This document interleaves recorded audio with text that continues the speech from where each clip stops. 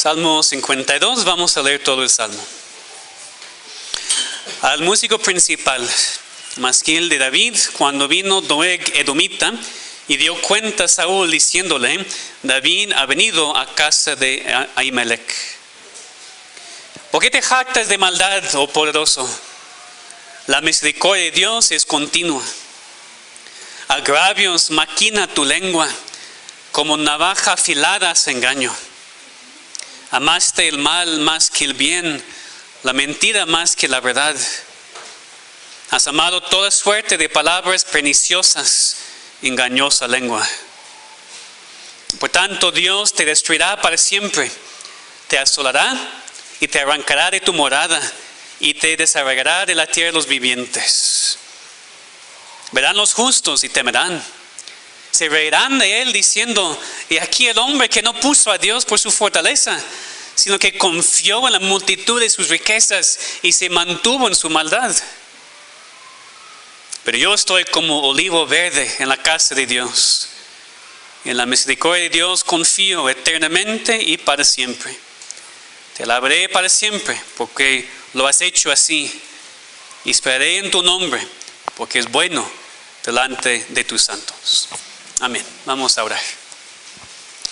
Nuestro Padre, te pedimos que en ese día podamos entender primero este salmo, entender lo que tú quieres decirnos. También, Señor, te pedimos, como leemos en Santiago 1, a ser hacedores de la palabra y no solamente oidores. Ayúdanos, Señor, a poner en práctica lo que aprendemos hoy. Que nos animes ante todo. Mientras vivimos en tiempos difíciles y somos atacados por los incrédulos. También, Señor, también enséñanos a usar nuestras lenguas como hijos de Dios. Para glorificarte en lo que decimos y en cómo actuamos. Ayúdanos a poner atención y tú, Señor, obra a través de tu palabra. En el nombre de Cristo. Amén. Aunque los salmos no se encuentran en nuestras Biblias en el orden cronológico en que fueron escritos, podemos ver sin duda la providencia de Dios en organizar su orden. Bueno, vimos la semana pasada cómo el Salmo 51 sigue tan perfectamente después del Salmo 50, aunque fueron escritos por dos diferentes personas. Cuando somos confrontados con nuestros pecados de formalismo o de la hipocresía, estamos a aprender cómo arrepentirnos en verdad. Y el Salmo 51 provee este ejemplo tan perfecto de cómo hacerlo. Entonces ahora tenemos que decidir si vamos a vivir como personas malas, si vamos a vivir como hipócritas o si vamos a arrepentirnos en humildad como sus hijos. Y el Salmo 52 provee el contraste entre el fin del hombre malo y el fin del hombre justo. Y el malo será destruido, mientras el justo florecerá y permanecerá para siempre. Este salmo nos enseña que no tiene sentido para el malo jactarse de su maldad cuando al final será destruido. Pero el justo permanecerá para siempre. El Salmo 52 es otro salmo que nos dice su contexto histórico en que fue escrito, así como el salmo anterior, y nos ayuda mucho a entender lo que quiere enseñarnos. Entonces ven conmigo en el título inspirado de este salmo. Al músico principal, masquil de David, cuando vino Doeg Edomita y dio cuenta a Saúl diciéndole: David ha venido a casa de Ahimelech. Tenemos aquí una historia, no sé si todos conocen esta historia. Se encuentra en 1 Samuel 21 y 22. En ese entonces Saúl era el rey y apenas había mostrado su deseo de matar a David. Por eso David había huido. En ese capítulo en 1 Samuel había llegado a la ciudad de Nob, ciudad de los sacerdotes, y pidió a Ahimelech, el sacerdote allá, el pan sagrado para él y para sus compañeros, y también un arma. Y Ahimelech le dio la espada de Goliat. El punto importante en la historia es lo que dice el versículo 17 de 1 Samuel 21. Estaba allí aquel día uno de los siervos de Saúl, cuyo nombre era Doeg Edomita, el principal de los pastores de Saúl. Es nada más se menciona la historia como paréntesis. Es como en una película cuando por medio de presagiar nosotros sabemos lo que va a pasar, aunque el protagonista todavía no sabe. Porque vemos esta historia, ahí estaba Doeg y decimos, pues ok, pero ¿por qué nos dice eso? En el siguiente capítulo, 1 Samuel 22, Saúl está quejándose que nadie está con él, todos han conspirado con David en contra de él y Doeg estaba allá. Y vio su oportunidad y cuenta a Saúl lo que había visto. Doeg dijo, yo vi al hijo de Isaí, David, que vino a Nob, a Ahimelech, hijo de Ahitob, el cual consultó por él a Jehová y le dio provisiones y también le dio la espada de Goliat el filisteo. Es decir, Doeg está diciendo, ese sacerdote está conspirando con tu enemigo, yo lo vi, nada más para que tú sepas. Nos cuenta aquí el título. David escribió ese salmo después de que eso sucedió, porque ¿qué sucedió entonces? Saúl llamó a Ahimelech y todos los sacerdotes de Nob, como 85 sacerdotes, para presentarse ante él. Y cuando el sacerdote admite que sí había ayudado a David, David es tu siervo, por supuesto, yo le ayudé. Saúl manda a su guardia que matara a todos los sacerdotes. Ellos no querían. Correctamente, todavía tienen algo de temor de Dios. Pero cuando Saúl manda a Doeg a hacerlo, lo hace con gusto. Y mata a todos los sacerdotes de esa ciudad, menos uno de los hijos de Ahimelech, quien se escapó. Este hijo se fue con David para contar lo que había pasado. Y cuando David se enteró, sintió una tristeza profunda, también la culpa. David dijo, yo sabía que estando allí aquel día Doeg el edomita, él lo había de hacer saber a Saúl. Yo he ocasionado la muerte a todas las personas de la casa de tu padre. Y David entonces tiene que enfrentar la situación. ¿Cómo voy a reaccionar a esto? Nada más con tristeza, con enojo, con quejas, en depresión, porque causé la muerte de 85 más personas. La conclusión a la cual llega David es lo que tenemos aquí escrito. No tiene sentido para el malo jactarse su maldad cuando al final será destruido, pero el justo permanecerá para siempre.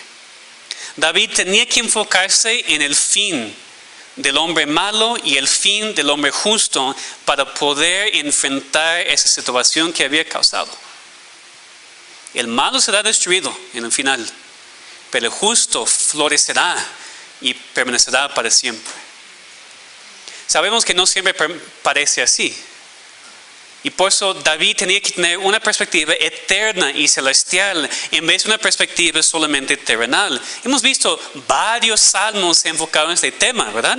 Fijar los ojos en Dios y lo espiritual en vez de las cosas que están pasando aquí. Porque es muy natural para el ser humano estar desanimado y entristecido por el mundo en donde vive. O peor, cuando estamos nosotros siendo lastimados y sufriendo por causa de los incrédulos. Eso es muy difícil para nosotros. Pero ellos no durarán. El justo sí, el Hijo de Dios sí, aquel quien confía en Dios sí. A veces parece que el malo está ganando, que todo va mal en contra de nosotros, hasta mi propia familia. Pero en realidad no tiene ningún sentido para el malo jactarse su maldad, porque al final será destruido. Pero tú y yo, si somos justos, no perfectos, pero hijos de Dios, vamos a florecer y permanecer para siempre. Y no simplemente aquí en la tierra, pues es muy temporal, en el cielo con Dios para siempre. Entonces vamos a considerar esas dos cosas. Primero, no tiene sentido para el malo jactarse su maldad porque va a perecer para siempre. Versículo 1. Cuando vemos aquí por el contexto a quién David se refiere cuando habla del poderoso. ¿Por qué te jactas de maldad, oh poderoso? Se refiere aquí a Doeg, a este malvado quien parecía tener todo el poder, quien ejerció el poder de vida y muerte sobre las personas que habían ayudado a David. No solamente Doeg, ¿verdad? Porque hay muchas personas como Doeg hoy en día, y a través de la historia, personas malvadas que solamente quieren atacar y destruir el pueblo de Dios. Entonces ese salmo no es solamente un registro de una historia, sino también es un patrón para seguir cuando nosotros también enfrentamos situaciones con personas malvadas. Habla aquí del poderoso, pero obviamente no es un verdadero poder. Es el poder del hombre que piensa mucho de sí mismo. Conocemos personas así, ¿verdad? En este mundo, tal vez en el trabajo, tiene un poquito de poder y se jacta mucho. Entonces, así es una persona que realmente no es poderosa. Es una persona, ¿verdad?, muy débil. Cuando se jacta de su maldad e intenta usar este pequeño poder que tiene para dañar a otras personas, para su propio bien y para aprovecharse de otras personas. Solamente disfruta usar el poder que tiene para lastimar a otras personas.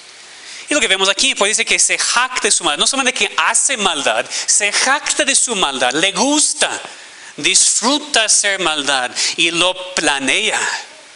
Lo vimos aquí con Doeg, porque en la historia es muy interesante que no es simplemente que Doeg estaba en esta ciudad y vio a David y inmediatamente fue con Saúl. Él esperó.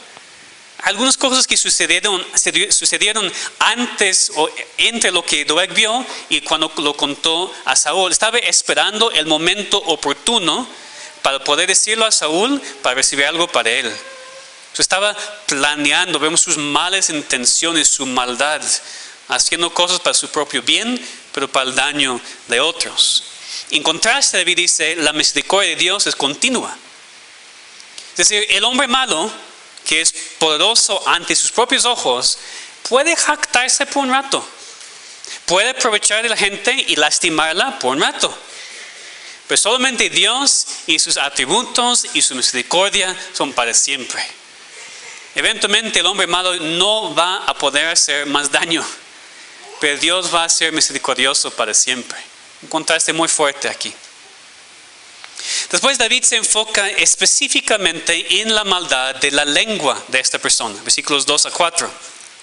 Agravios maquina tu lengua, como navaja afilada hace engaño. Amaste el mal más que el bien, la mentira más que la verdad.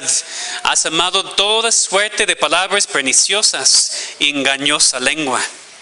Y sabemos qué es lo que pasó en la historia, ¿verdad? Es la lengua de Doeg que causó todo este problema, toda la muerte de esas personas. La lengua aquí dice maquinando. Doeg había planeado todo esto. Cuando vio a David, sabía que iba a usar la situación para su bien, aunque causara problemas para otros. Y cuando vio la oportunidad perfecta, usó su lengua de manera consciente para causar tanto agravio como posible. Y verdad dice, sus palabras eran como navaja afilada, porque literalmente sus palabras causaron la muerte de muchas personas. Vemos la actitud detrás de sus palabras en versículo 3. Amaste el mal más que el bien, la mentira más que la verdad. Lo que pasó no era un accidente, no era un pecado sin pensar, todo era planeado. Y la razón era porque su corazón era malvado. Como Cristo dijo, es del corazón que vienen todas palabras y todas acciones pecaminosas. Todo empieza en el corazón. Uno que ama la maldad va a actuar y hablar de manera malvada. De hecho, no puede hacer otra cosa. Y una persona así puede jactarse por un rato porque parece que ha ganado. Puede disfrutar temporalmente su poder sobre otros, como lo ve aquí. Eso nos duele muchísimo. Porque vemos cómo sus palabras afectan a otros o cómo afectan a nosotros mismos. Pero que no nos quedemos en desánimo, porque David dice después que su destrucción está garantizada. Versículo 5. Por tanto, Dios te destruirá para siempre. Te asolará y te arrancará de tu morada, te desarraigará de la tierra de los vivientes. Aquí David usa 4 diferentes palabras para describir el juicio de Dios sobre esta persona. La persona malvada, mentirosa, poderosa. Destruir, primero, significa romper en pedazos. Asolar significa quitar completamente. Arrancar, habla precisamente de una planta siendo arrancar la tierra y desarraigar. Habla de erradicar completamente, quitar de la raíz. En ese contexto, quitar a las personas de este mundo por medio de la muerte. Entonces una progresión de palabras fuertes, mostrando cómo Dios va a juzgar a los malvados. Y por eso David dice, no tenemos que preocuparnos ni temer ahora, porque el fin de esas personas está garantizado. Y no simplemente que van a morir para siempre. Van a ser destruidos total y completamente sin remedio. Así será el hombre poderoso, quien maquina con su lengua. El hombre malvado que quiere usar su poder para dañar a otros. Puede causar mucho daño ahora, aún entre los hijos de Dios. Muchos de ustedes han pasado por eso. Digo, familiares o personas en los trabajos o personas, supuestos hermanos en otras iglesias. Pueden causar mucho daño y no podemos negar esto. Pero no se deben jactar porque su fin es la muerte eterna. Van a ser destruidos para siempre. No tenemos que vengarnos nosotros, ni preocuparnos para nada. Dios tiene todo bajo control. Obviamente lo que queremos es que sean salvos primero. Esas personas que maquinan con sus lenguas y son engañosos, queremos que sean salvos. Pero si no, sabemos que van a ser destruidos para siempre. La destrucción completa de cuerpo y alma en el infierno. Pero en contraste, en la segunda parte del Salmo, David nos enseña que el justo permanecerá para siempre. No tiene sentido para el malo jactarse su maldad porque va a ser destruido, pero el justo permanecerá para siempre. Empezando en el versículo 6, vemos cómo el justo debería responder cuando enfrenta a personas así. Verán los justos y temerán, se reirán de él diciendo, y aquí el hombre que no puso a Dios por su fortaleza, sino que confió en la multitud de sus riquezas y se mantuvo en su maldad. Entonces los justos van a ver lo que este hombre malo hace. Tal vez van a experimentar esta maldad. Van a ver el juicio de Dios o van a confiar en el futuro juicio de Dios y van a responder en dos maneras. Primero dice que temerán. Porque son justos, hijos de Dios, sabemos que eso no se refiere a un terror de Dios, no están bajo su condenación, se refiere al temor santo y reverente de nuestro Dios. Como leemos en Hebreos 12, nuestro Dios es fuego consumidor. Y hemos estudiado que Dios no cambia después de la salvación, todavía es fuego consumidor, nada más que no estamos bajo su ira y condenación. Pero Dios no cambia. Y Él merece la reverencia y el temor. Cuando vemos a Dios juzgar a personas que son como nosotros éramos antes de la salvación, pues tememos. Pues gracias Dios por lo que tú has hecho en mí. No soy mejor que esta persona. Yo merezco lo mismo. Solamente por tu poder y tu amor soy tu hijo. Podemos dar gracias a Dios que Él nos ha rescatado de sus pecados y pedirle que no caigamos en ellos para vivir como antes. Porque ya no somos malvados, no somos personas malas, somos hijos de Dios, pero podemos todavía hacer cosas malas. Entonces debemos temer cuando vemos cómo Dios responde a personas que viven así. Pero otra acción de los justos, cuando ven el juicio de Dios, es que se van a reír. Se reirán de él diciendo, y aquí el hombre que no puso a Dios por su fortaleza, sino que confió en la multitud de sus riquezas y se mantuvo en su maldad. Eso parece una reacción muy rara. Los justos riéndose del juicio de los malos. Primero, no se refiere a una risa que disfruta lo que el injusto está experimentando. Que no es una risa de entretenimiento, no es que me gusta ver lo que esta persona está pasando. Ese es pecado, es la venganza que queremos, ¿verdad? Con esas personas que nos han tratado mal. No es una risa así. Es primero una risa santa. En el hecho de que Dios no abandona a su pueblo, sino que cumple su promesa de protegernos y destruir a sus enemigos. Es una risa en parte por el alivio de saber que Dios va a responder a esa situación y nosotros no tenemos que hacer nada. Dios va a hacerlo. Pero otra parte de esta risa es que el versículo 7 explica cómo. Dice, Versículo 7. Y aquí el hombre, versículo 6, se reirán de él diciendo: he aquí el hombre que no puso a Dios por su fortaleza, sino que confió en la multitud de sus riquezas y se mantuvo en su maldad. Entonces eso explica por qué la risa de los justos. La risa es porque están viendo a personas hacer la cosa más ridícula del mundo. La cosa más ridícula, la cosa más necia del mundo es una persona que decide no poner en Dios su fortaleza, sino confiar en sus riquezas y mantenerse en su maldad. No hay nada más necio y no hay nada más ridículo. Da risa. ¿Y verdad quieres confiar en ti mismo y en tus riquezas en vez de en Dios? ¿Y verdad? Merece la risa. Ya vimos en Salmo 49, espero que se acuerdan. No tiene sentido confiar en las riquezas porque se quedan aquí.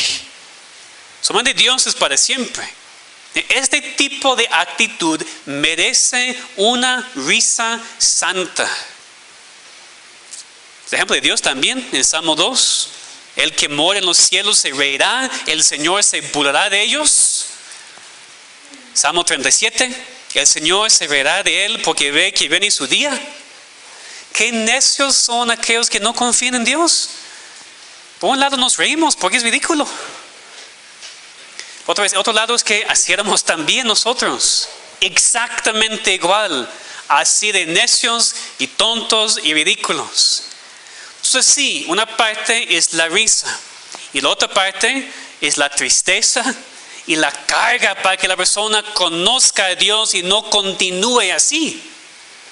Estamos incluyendo otras partes de la palabra de Dios aquí en nuestra aplicación.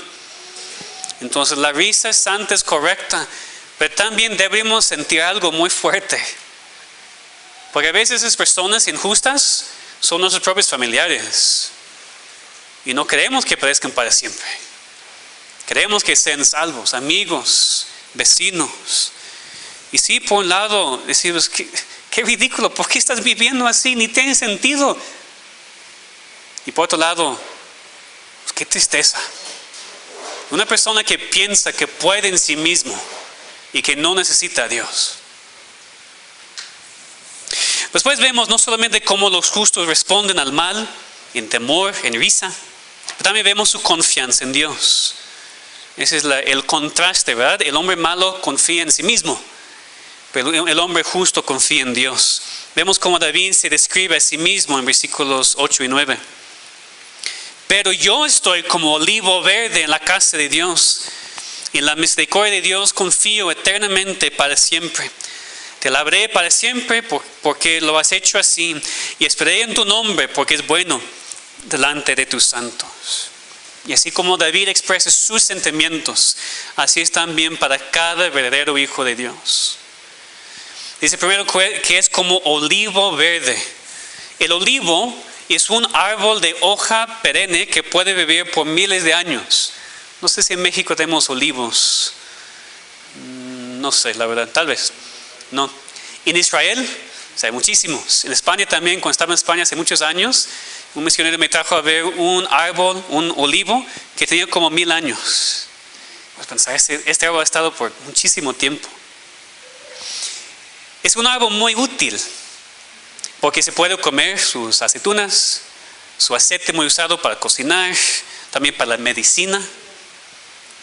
Habla aquí de ser como olivo verde, que no hable su color, sino que está floreciendo, siempre floreciendo.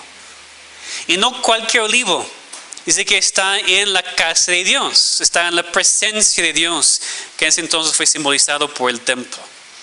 Entonces David se describe a sí mismo así, con vida, protegido, floreciendo. Así podemos pensar en el Salmo 1 también, que también escribió David. Será como árbol plantado junto a corrientes de agua, que da su fruto en su tiempo y su hoja no cae, y todo lo que hace prosperará. No así los malos, que son como el tamo que arrebata el viento. Aquí tenemos el mismo contraste, para el revés.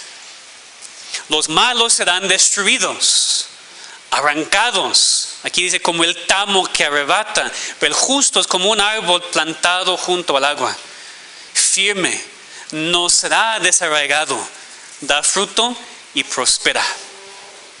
Así es el Hijo de Dios, como árbol floreciente.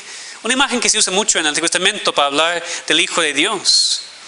Y es debido a Dios, porque habla aquí de estar en su presencia, que el árbol crece, es protegido, porque pues, un árbol no puede cuidarse de sí mismo, no puede protegerse de sí mismo. Un árbol no puede moverse a otro lugar si le falta agua o sol. Depende completamente de aquel quien le cuida. Así somos también, no podemos hacer nada por nosotros mismos. Dependemos completamente de Dios. Nuestras raíces están en la fuente de vida. No seremos desarraigados como Dios lo va a hacer con los injustos y los malvados. Cristo es la viña y nosotros los pámpanos, para cambiar un poquito la ilustración. Por eso tenemos la victoria y vamos a prosperar. No por nada nosotros, sino porque estamos en Cristo. Y por eso la última parte del Salmo tiene mucho sentido. David dice que confía en la misericordia de Dios eternamente y para siempre. Alabará a Dios para siempre por lo que ha hecho y esperará en su nombre porque es bueno delante de sus santos. Esa es la confianza del cristiano. Aun cuando el malvado planea y maquina y usa su lengua para dañarnos. Por lo que Dios ha hecho, tenemos confianza en Él y le alabamos ahora y esperamos en el futuro. Porque Dios siempre ha sido y seguirá siendo bueno delante de nosotros, sus santos. Pues hermanos, no tiene sentido para el malo jactarse su maldad cuando al final será destruido. Pero nosotros, los hijos de Dios, vamos a continuar y permanecer para siempre. Y eso significa entonces muy prácticamente que tampoco tiene sentido preocuparnos. Porque la maldad no prevalecerá. La maldad no ganará. Un momento parece que sí, pero Dios nos muestra que no. Al final el justo prosperará porque su Dios es bueno. Mientras los necios que confiaban en sus riquezas y que no querían dejar su maldad, están completamente destruidos. Eso no significa que a veces en esta vida eso sucede al revés. Porque sí, en nuestra propia historia vemos lo que pasó con Doeg. No sabemos lo que pasó con Doeg después de la historia. Seguro que disfrutó la confianza de Saúl por un rato. Dice que llegó a ser uno de sus hombres poderosos, en vez de nada más principal de sus pastores. Sí, ascendió un poquito en su poder. Pero después de la muerte de Saúl no sabemos lo que pasó con Doeg. Es posible que vivió bien, con mucho, para eso su vida. No tenemos ninguna idea. Lo que sí sabemos es que después de su muerte fue destruido. Y que ahora está en el infierno para siempre. Entonces, a veces ahora los malvados parecen prosperar. Pero su fin es la destrucción eterna. Hemos visto ese salmo varias veces a través de esos 52 salmos en esos 5 o 6 años. Porque necesitamos recordar. Porque nuestra perspectiva natural es terrenal, temporal. Nos desanimamos muy rápidamente. Porque mi vecino malo y esta persona que no cree en Dios no va a la iglesia y tiene todo. Y no tengo nada. Y nos quejamos constantemente de eso. Y después recordamos, sí, entonces no puedo pensar en eso. Voy a fijar en lo celestial. Estamos bien por una semana. Entonces, otra vez, ¿por qué tiene tanto? Yo no tengo nada. Y otra vez Dios nos recuerda y así es consistentemente a través de los años. Hasta que oramos, lleguemos a la madurez cristiana. Estamos en proceso, ¿verdad? La madurez cristiana cuando te das cuenta que ya puedes ver a una persona malvada con todo y no te afecta. Más te da tristeza. Porque sabes que, pobrecito, eso es todo lo que tiene. No pensamos así, ¿verdad? Tiene millones de pesos. Eso es todo lo que tiene. Pobrecito. ¿Sí? No pensamos así. Pero deberíamos, pobrecito, porque no tiene a Dios. No tiene a Cristo. No tiene nada para qué vivir. Después de la muerte, destruido. Pero yo, que a veces ni tengo un peso en la casa, yo tengo todo. Voy a vivir para siempre con mi Dios. Voy a florecer. Ahora también, pues tenemos mucho, la verdad. También estamos floreciendo aquí en esta tierra, pero más en el cielo. Que Dios nos dé la perspectiva más celestial, hermanos, más espiritual. Que tengamos esta madurez para no quejarnos y no fijarnos tanto en las cosas de este mundo. Y la razón por la que podemos tener esta confianza, por supuesto, es porque tenemos esta salvación. Y cuando leemos ese salmo y vemos lo que David sufrió, nos hace pensar mucho en Cristo, porque Él sufrió lo mismo, pero mucho más. Los líderes religiosos de los judíos maquinando en contra de Él, planeando su muerte y con sus lenguas acusándole ante los romanos para que fuera crucificado. Las palabras de los judíos en tiempo de Cristo eran como navaja afilada, porque sus palabras llevaron a Cristo a la muerte, y la muerte de cruz. Él ganó la victoria, porque en el momento ellos ganaron, le mataron, temporalmente ganaron sobre Cristo. Pero vemos que ese fue el plan de Dios para la victoria espiritual y para nuestra salvación. Cristo conquistó, y debido a su muerte y su resurrección, nosotros ya tenemos esta salvación. Por eso la victoria sí es nuestra en Cristo, y podemos hasta morir aquí por las maquinaciones de los injustos y los malvados, pero vamos a vivir para siempre. Entonces, que recordemos las palabras de Pablo en 2 Corintios 4, porque esta leve tribulación momentánea produce en nosotros un cada vez más excelente y eterno peso de gloria, no mirando nosotros las cosas que se ven, sino las que no se ven.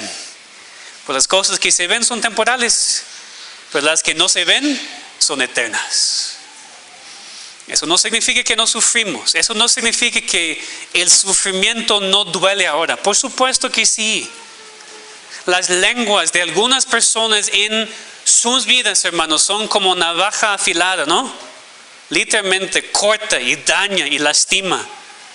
Hay personas que saben exactamente qué decirte que más va a lastimarte. Algunos de ustedes tienen esposos incrédulos y así son. O padres, o hijos, otros familiares, quien sea, te dañan con sus lenguas. Y hay días cuando no quieres continuar. Te deprimes y no quieres o no sabes cómo continuar, porque te han dañado mucho.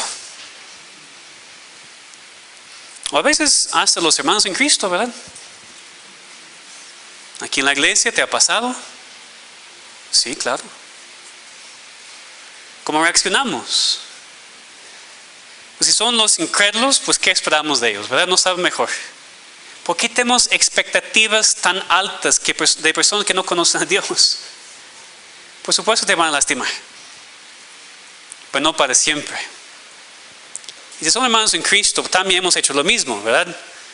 Entonces que no nos fijemos en los pecados de otros, y controlemos nuestras propias lenguas. Y por eso quiero que leamos Santiago 3, 1 a 12.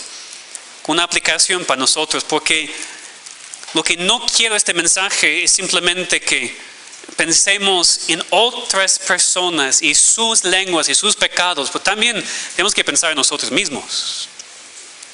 Ya no somos malvados, como dije, pero podemos usar nuestras lenguas para dañar mucho. Y nada más quiero que leamos Santiago 3, versículos 1 a 12, para meditar en lo que dice. Santiago capítulo 3, versículos 1 a 12. Hermanos míos, no os hagáis maestros muchos de vosotros, sabiendo que recibiréis mayor condenación. Porque todos ofendemos muchas veces. Si alguno no ofende en palabra, ese es varón perfecto, capaz también de refrenar todo el cuerpo. Aquí nosotros ponemos freno en la boca de los caballos para que nos obedezcan, y dirigimos así todo su cuerpo. Mirad también las naves, aunque tan grandes y llevadas de impetuosos vientos, son gobernados con un muy pequeño timón por donde el que las gobierna quiere. Así también la lengua es un miembro pequeño, pero se jacta de grandes cosas. Y aquí cuán grande bosque enciende un pequeño fuego. Y la lengua es un fuego, un mundo de maldad. La lengua está puesta entre nuestros miembros y contamina todo el cuerpo. Y inflama la red de la creación. Ella misma es inflamada por el infierno. Porque toda naturaleza de bestias, de aves, de serpientes, de seres del mar se doma y ha sido domado por la naturaleza humana. Pero ningún hombre puede domar la lengua. Es un mal que no puede ser refrenado y lleno de veneno mortal. Con ella bendecimos al Dios y Padre, y con ella maldecimos a los hombres que están hechos a la semejanza de Dios. De una misma boca proceden bendición y maldición. Hermanos míos, eso no debe ser así. ¿Acaso alguna fuente hecha por una misma abertura agua dulce y amarga? Hermanos míos, ¿puede acaso la higuera producir aceitunas o la vid higos? Así también ninguna fuente puede dar agua salada y dulce. Entonces, hermanos, que no solamente pensemos en otros, sino que también guardemos nuestras lenguas para no dañar a otros, lastimando y matando con nuestras palabras. Entonces, eso es como deberíamos responder como hijos de Dios. Pero también una posibilidad de que ese salmo describe a una persona escuchando este mensaje. Una persona aquí malvada, que continúa en su maldad. Una persona quien planea hacer las cosas malas. Una persona que maquina con su lengua para lastimar a otros. Una persona que ha decidido no confiar en Dios, sino mantenerse en su maldad. Esto describe a cada persona por naturaleza. Si no has reconocido tu pecado, si no te has arrepentido ante Dios por tu pecado, eso todavía te describe a ti. Con la mente entenebrecida, con el corazón rebelde, con la lengua engañosa. Tu fin es ser destruido para siempre. Entonces corre a Cristo para la salvación de tu alma, para no continuar en tu maldad, para no continuar en tu pecado, sino pidiendo y rogando a Dios humildad por tu salvación. Hermanos, que nosotros cuando enfrentamos situaciones así, cuando somos atacados por los malvados y con sus lenguas nos lastiman, que esperemos el día final cuando regrese nuestro Señor Jesucristo y estemos con Él para siempre. Pues ahora estamos muy atacados por el enemigo, nos hace mucho daño, pero tenemos que orar como los santos en Apocalipsis 6. ¿Hasta cuándo, Señor, santo y verdadero, no juzgas y vengas nuestra sangre en los que moran en la tierra? Sí, es correcto orar así, esperando con ganas el regreso de Cristo para llevarnos con Él y para juzgar a los enemigos. Pero también tenemos que aceptar la respuesta que les dieron a estos santos en Apocalipsis 6.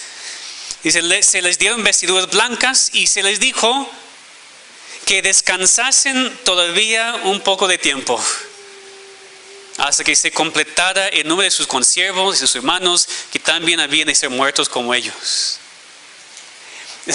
Esos santos están diciendo, Dios, venganza, santo, porque ya están en cielo, no tienen pecado. Venganza santa por lo que han hecho en contra de nosotros. Y Dios dice, sí, pero espera. No es el tiempo todavía. Más de mis hijos tienen que morir. Más tienen que ser matados por los malvados hasta que sea el tiempo de su juicio. Entonces, esa es la perspectiva celestial, eterna. Podemos orar así, deberíamos orar así. Tenemos que esperar con fe. Que tenemos que esperar todavía un poco de tiempo hasta que el tiempo sea completado y es momento para Dios juzgar a aquellos que le rechacen para siempre. Tenemos que esperar un poco de tiempo. Nos parece mucho tiempo. En realidad es muy poco tiempo. Esperar para estar con nuestro Dios para siempre. Otra vez, pecador, refleja, medita que hay juicio para ti y tu pecado si sigues confiando en lo que tienes y manteniéndote en tu maldad. Pero para el Hijo de Dios somos como olivo verde, prosperando espiritualmente con el Espíritu Santo morando en nosotros y dándonos vida y produciendo fruto. Estamos bien. Tal vez sufriendo un poco de aquellos a quien que nos lastiman con sus lenguas. Sabemos que no tiene sentido para ellos jactarse su maldad cuando al final serán destruidos. Pero nosotros, los justos, los redimidos, los amados hijos de Dios, vamos a permanecer para siempre. Vamos a orar. Señor, te pedimos que nos sigas enseñando a través de tu palabra a tener esta perspectiva más celestial, más espiritual. Admitimos, Señor, que nos cuesta mucho trabajo porque nos enfocamos en lo que vemos, en lo que estamos experimentando. Te pedimos, Señor, por ojos de fe. Te pedimos por una perspectiva redimida, una perspectiva transformada por ti, para que podamos enfocarnos en lo que es más importante, para que tengamos la confianza de que sí, ahora hay muchos problemas y mucho dolor, mucho sufrimiento, pero al final no, más un poco de tiempo. Confiamos, Señor, que tu tiempo es perfecto. Entonces, ayúdanos, Señor, a tener el ánimo de enfrentar esas tribulaciones cuando nuestros propios familiares nos atacan con sus palabras, con las acciones. Que nos fijemos en ti, Señor. Primero oremos por su salvación, que sean también rescatados de su maldad. Pero si no, Señor, te pedimos por tu juicio, que tú seas el Dios justo también para con ellos. Y confiamos que lo vas a hacer. Entonces, Señor, ayúdanos a tomar esta palabra predicada y aplicarla a nuestros corazones, para vivir sin tantas quejas en esta semana, sin caer en esa tristeza y depresión, sino vivir con confianza en ti, viviendo como somos, olivo verde en la casa de nuestro Dios. Gracias, Señor, en el nombre de Cristo. Amén.